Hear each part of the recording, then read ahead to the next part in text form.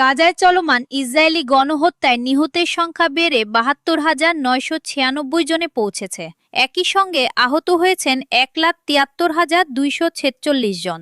গাজা স্বাস্থ্য মন্ত্রণালয় এক বিবৃতিতে জানিয়েছে, গত ২৪ ঘণ্টায় ইসরায়েলি সামরিক অভিযানে ৩ জন নিহত এবং ১৬ জন আহত হয়েছেন। এর ফলে যুদ্ধ শুরুর পর থেকে মোট হতাহতের সংখ্যা আরও বেড়েছে।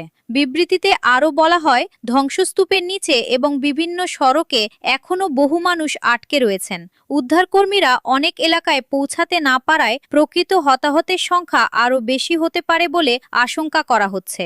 গাজা স্বাস্থ্য কর্তৃপক্ষের মতে, উদ্ধার তৎপরতায় নানা প্রতিবন্ধকতা এবং ক্ষতিগ্রস্ত অবকাঠামোর কারণে অনেক নিহত ও আহত ব্যক্তির তথ্য তাৎক্ষণিকভাবে নথিভুক্ত করা সম্ভব হচ্ছে না। ফলে চলমান সংঘাতের মানবিক পরিস্থিতি আরও উদ্বেগজনক হয়ে উঠেছে। হরমুজ প্রণালী অবরুদ্ধ বা নিয়ন্ত্রণ করার বিষয়ে ইরানের হুমকি মূলত তাদের পরমাণু কর্মসূচির মতোই একটি বড় দরকষাকষির হাতিয়ার হিসেবে কাজ করে।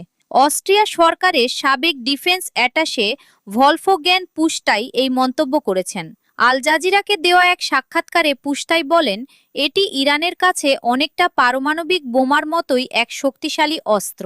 এই হাতিয়ার ব্যবহার করে তারা মার্কিন যুক্তরাষ্ট্র, মধ্যপ্রাচ্যের অন্যান্য দেশ এবং পরোক্ষভাবে ইসরায়েলের ওপর চাপ সৃষ্টি করতে পারে। তারা কোনোভাবেই এই নিয়ন্ত্রণ হাতছাড়া করতে চায় না। তিনি আরও যোগ করেন, ইরান যদি এখন বলেও যে হ্যাঁ, আমরা কোনো শুল্ক বা ফি ছাড়াই সবার জন্য এই প্রণালী উন্মুক্ত করে দিচ্ছি, তার মানে এই নয় যে তারা ভবিষ্যতেও এই অবস্থানে অনড় থাকবে। চলমান পরিস্থিতি বিশ্লেষণ করে এই সাবেক ডিফেন্স অ্যাটাশে বলেন, এই দ্বন্দ্বে জড়িত ৩টি পক্ষ, আমেরিকা, ইরান এবং ইসরায়েলের ক্ষেত্রে আমরা দেখেছি যে তাদের কেউ আজ একটা কথা বললে আগামীকালও যে তারা সেই অনুযায়ী কাজ করবে তার কোনো নিশ্চয়তা নেই।